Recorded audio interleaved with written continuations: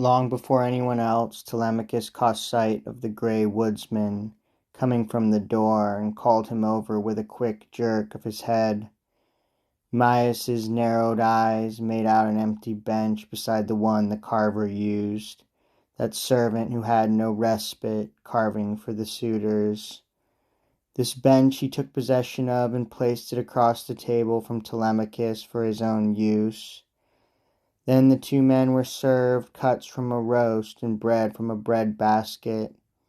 At no long interval, Odysseus came through his own doorway as a mendicant, humped like a bundle of rags over his stick.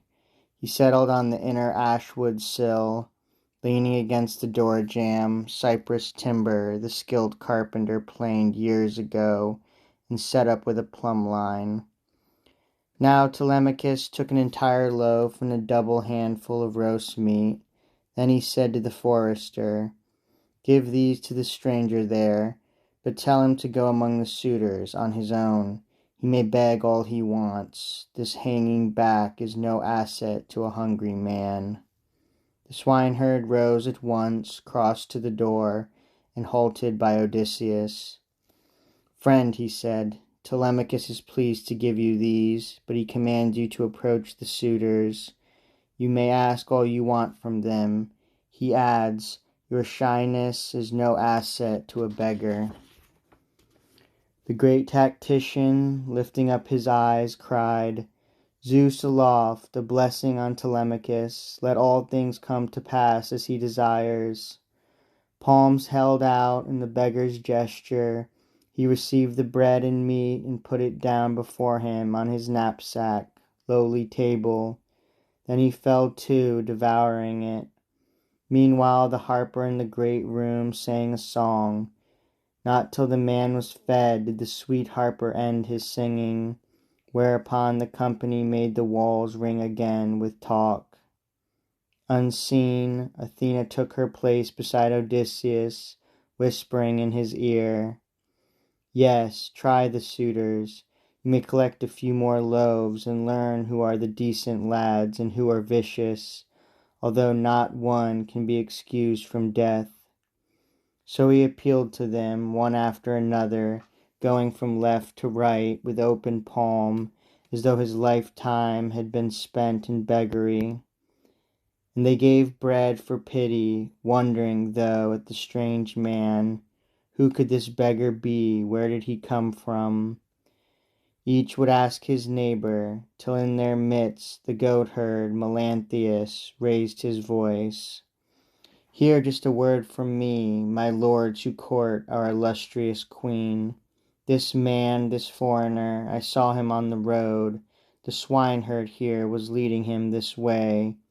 Who, what, or whence he claims to be, I could not say for sure."